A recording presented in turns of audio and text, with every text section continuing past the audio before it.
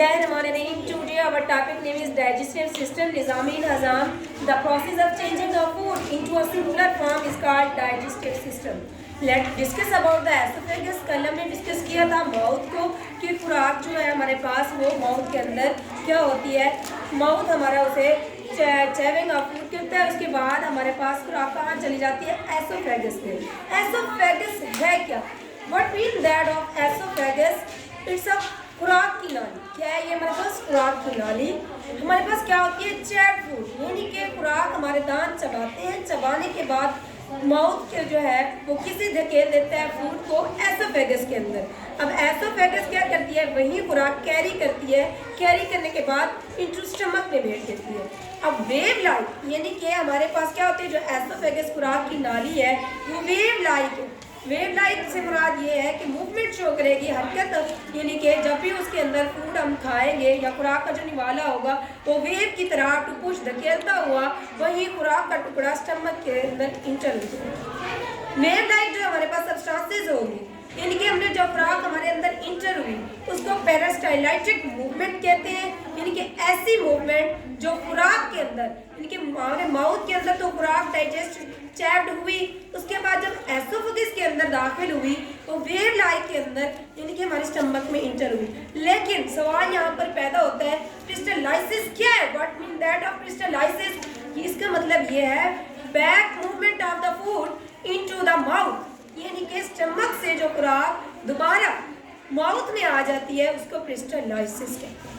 अब है हमारे पास स्टमक, यानी कि पहले हमने डिस्कस किया एसोफेगस को. एसोफेगस से हमारी खुराक होती हुई किसमें दाखिल हो गई, स्टमक के अंदर. स्टमक किसको कहते हैं, मैदा.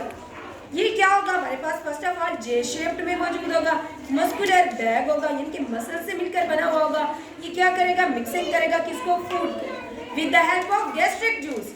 यानी कि सवाल पैदा होता है खुराक जो है हल कैसे हो जाती है मैदे के अंदर, क्योंकि मैदे के अंदर क्या है, गैस्ट्रिक जूस मौजूद है.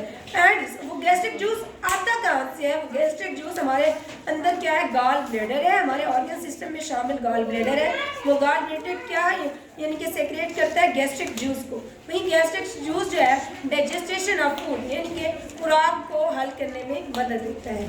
For example carbohydrates. हमारे पास सवाल पैदा होता है कि कार्बोहाइड्रेट्स जैसे सब्सटेंसेस हैं लाइक मीट एंड प्रोटीन, गोश्त और अंडा, एग हो गया हमारे पास, ये कैसे हल होते हैं, इसमें शामिल तो वाटर होता ही नहीं है. हमने डिस्कस किया था कल भी, सलाइवा जो है हमारे मुंह के अंदर यानी कि ग्लबुला है वो क्या करता है, सॉफ्ट कर देता है फूड को. सॉफ्ट करने के बाद वो वेव लाइक सूरत में एसोफेगस में इंटर होती है.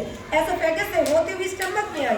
अब स्टमक के अंदर क्या होगा, दोबारा ये मीट तो है हार्ड हमारे पास, प्रोटीन भी हमें गाल ब्लैडर एसिड लाइक क्या देगा, ड्रॉप देगा, इंटर करेगा स्टमक के अंदर, तब जाकर हमारे पास मीट एंड प्रोटीन डिजॉल्व होगा. अब हम रिमेंबर दैट, याद रखें कि हमारे अंदर जो खुराक है वो कितनी टाइम हमारे स्टमक के अंदर ठहरती है, आफ्टर 4 आवर्स. यानी कि जब आप क्या करते हैं, खाना खाते हैं, फूड लेते हैं, लेने के बाद आपके स्टमक के अंदर 4 आवर्स जस्ट 4 घंटे खुराक जो है वो ठहरती है जो आप स्टमक. जब डाइजेस्टिव जो फूड होती है हमारे पास हालशुदा जो खुराक होगी वो मुकम्मल तौर पर डाइजेस्ट नहीं हुई होगी. यानी कि हमारे पास डाइजेस्टेशन का प्रोसेस क्या है, डाइजेस्ट उसको कहते हैं खुराक को मुकम्मल तौर पर लिक्विड लाइक फॉर्म में आ जाए. जब लिक्विड लाइक फॉर्म में हासिल करने के लिए हमें वही गाल ब्लैडर एसिड ड्रॉप करेगा स्टमक के अंदर. क्या करेगा, वो जो जर्म्स हमारी खुराक के साथ शामिल हो गए, जर्म्स हमारी खुराक के साथ जो शामिल हो चुके थे उसको किल करने के लिए, मारने के लिए उन्हीं जर्म्स को वो एसिड हमारे पास काम आएगी. फिर जो हमारे पास खुराक मौजूद होगी present food in the stomach, उसको डाइजेस्ट करने के लिए क्या होगा, डाइजेस्टेशन ऑफ प्रोटीन की ज़रूरत पड़ेगी. और वो प्रोटीन हमारे पास कहाँ से आती है, हमने क्या ऊपर डिस्कस किया था, कार्बोहाइड्रेट्स को. कार्बोहाइड्रेट सब्सटेंसेस लाइक मीट, ये हमारे पास क्या है, प्रोटीन लाइक सब्सटेंसेस है. इन्हीं से हमारे स्टमक को प्रोटीन हासिल होती है. इसके बाद हमारी जो खुराक के स्टमक के अंदर हल होने के बाद लार्ज इंटेस्टाइन बड़ी आंत में आ जाती है, फिर आ जाती है स्मॉल इंटेस्टाइन के अंदर. ये हमारे पास बॉडी स्केच है, ह्यूमन डाइजेस्टिव सिस्टम.